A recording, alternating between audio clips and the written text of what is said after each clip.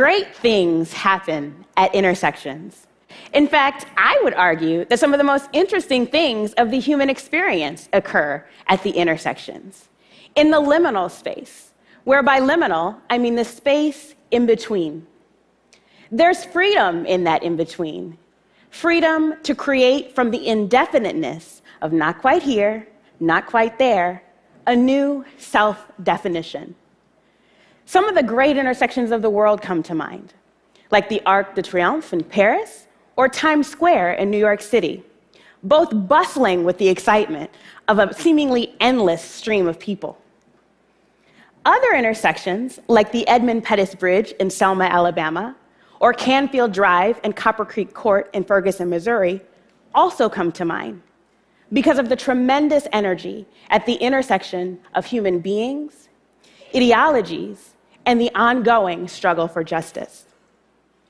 Beyond the physical landscape of our planet, some of the most famous celestial images are of intersections. Stars are born at the messy intersection of gas and dust, instigated by gravity's irrevocable pull. Stars die by this same intersection, this time flung outward in a violent collision of smaller atoms, intersecting and efficiently fusing into altogether new and heavier things. We can all think of intersections that have special meaning to us. To be intersectional, then, is to occupy a position at an intersection. I've lived the entirety of my life in the in-between, in the liminal space between dreams and reality, race and gender, poverty and plenty, science and society. I am both Black and a woman. Like the birth of stars in the heavenlies, this robust combination of knowing results in a shining example of the explosive fusion of identities. I am also an astrophysicist. I study blazars, supermassive, hyperactive black holes that sit at the centers of massive galaxies and shoot out jets nearby those black holes at speeds approaching the speed of light, in a process we are still trying to completely understand. I have dreamed of becoming an astrophysicist since I was 12 years old. I had no idea that at that time, according to Dr. Jamie Alexander's archive of African American women in physics, only 18 Black women in the United States had ever earned a PhD in a physics-related discipline, and that the first Black woman to graduate with a PhD in an astronomy-related field did so just 1 year before my birth. As I journeyed along my path, I encountered the best and worst at life at an intersection.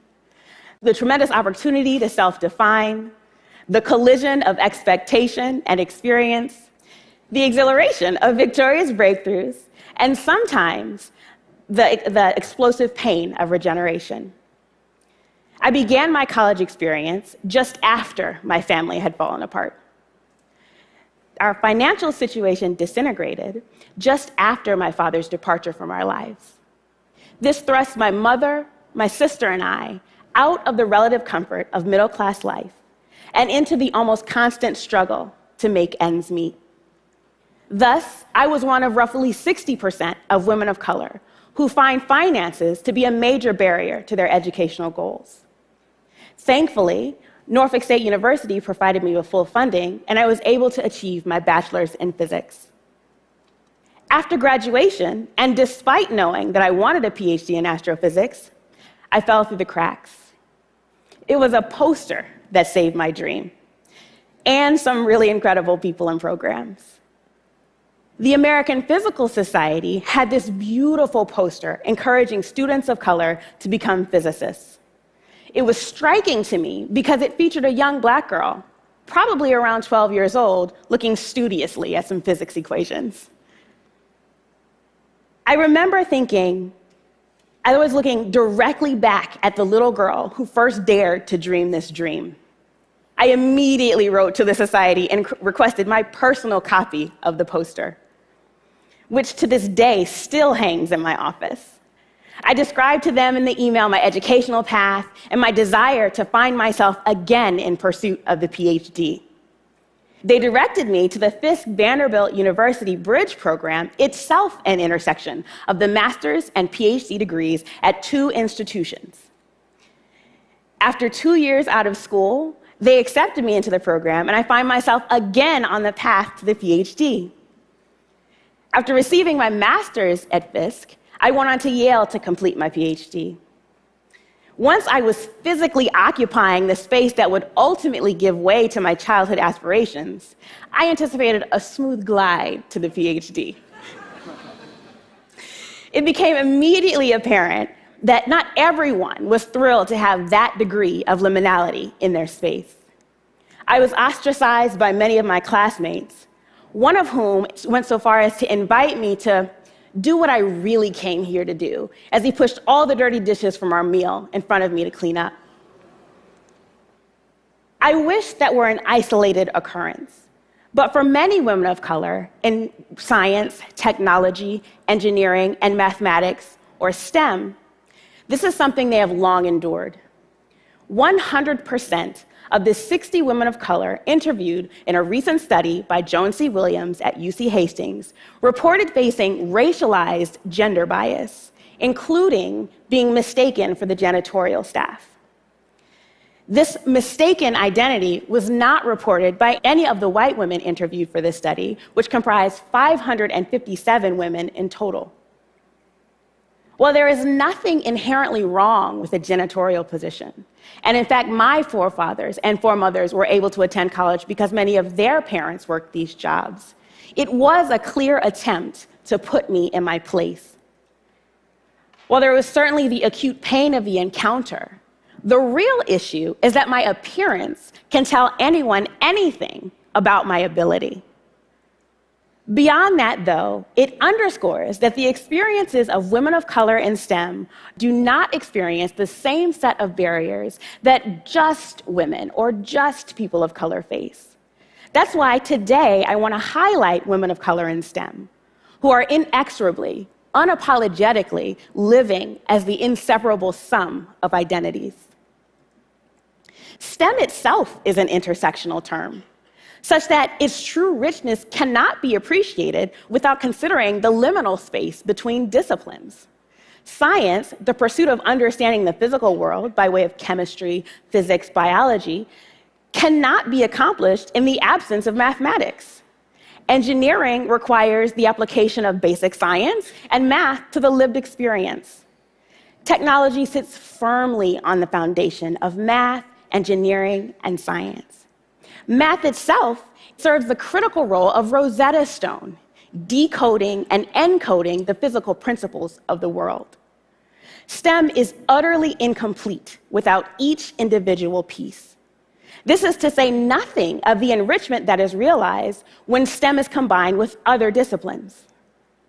The purpose for this talk is twofold. First, to say directly to every Black, Latina, Indigenous, First Nation, or any other woman or girl who finds herself resting at the blessed intersection of race and gender, that you can be anything you want to be. My personal hope is that you'll become an astrophysicist, but beyond that, anything you want. Do not think for 1 minute that because you are who you are, you cannot be who you imagine yourself to be. Hold fast to those dreams and let them carry you into a world you can't even imagine.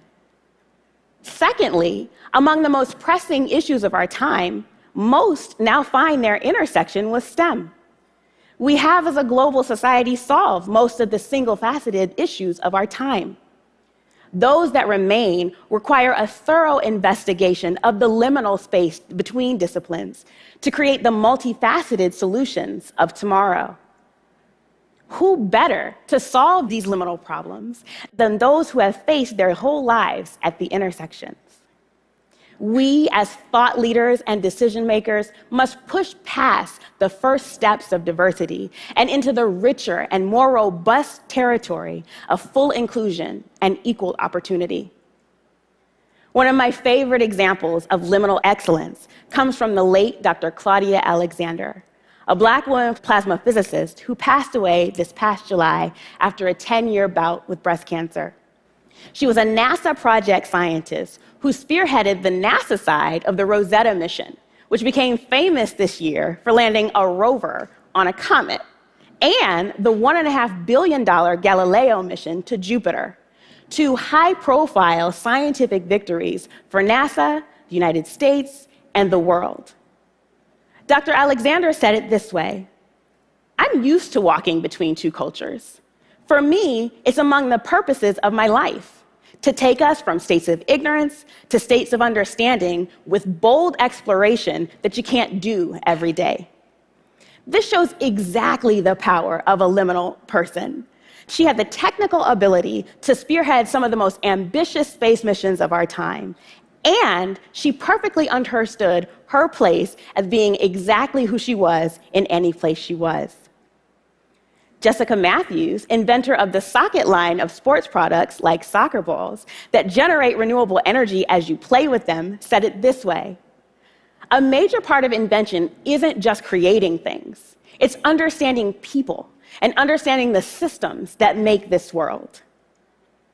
The reason I tell my story and the story of Dr. Alexander and Jessica Matthews is because they are fundamentally intersectional stories. The stories of lives lived at the nexus of race, gender, and innovation. Despite implicit and explicit questions of my right to be in an elite space, I'm proud to report that when I graduated, I was the first Black woman to earn a PhD in astrophysics in Yale's then 312-year history.